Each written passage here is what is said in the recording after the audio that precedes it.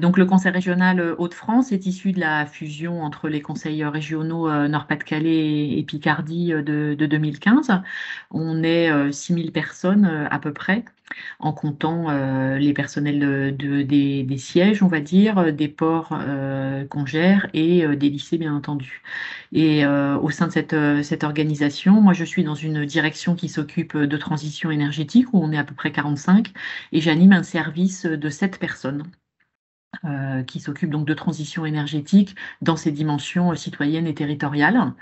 J'y suis depuis 3 ans maintenant, mais sachant que j'ai travaillé précédemment dans cette organisation aussi sur des dimensions de développement durable qui sont quand même assez proches.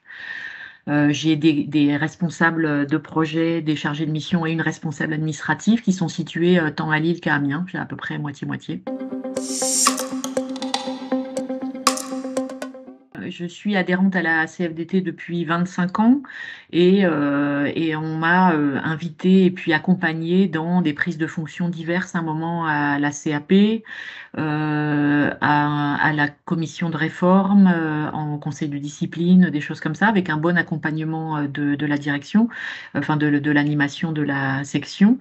Et j'ai été associée par le passé à des projets au national, en particulier sur la RSE que je pratiquais moi à titre professionnel et où du coup j'ai été amenée à accompagner une recherche-action à l'échelle nationale auprès d'autres animateurs de section dans d'autres collectivités nationalement de différentes tailles pour porter un accompagnement professionnel en fait à cette dimension-là. L'idée étant de regarder comment la RSE, donc la responsabilité sociétale des entreprises, pouvait constituer un levier d'action syndicale. J'ai trouvé ça fort intéressant.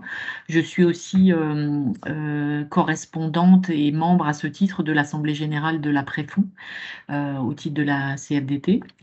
La CFDT m'a beaucoup accompagnée, enfin aidée, on va dire, dans les dynamiques collectives, les réflexions sur les conditions de travail, et ce qu'on pouvait y améliorer, sur les questions de justice sociale aussi.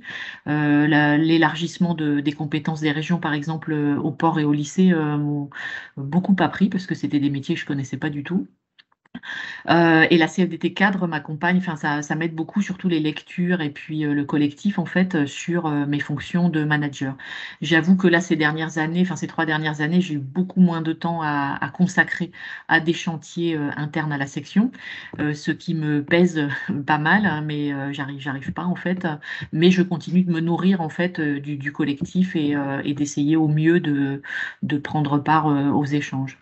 Alors, en fin d'année, les élections professionnelles ont lieu dans la fonction publique.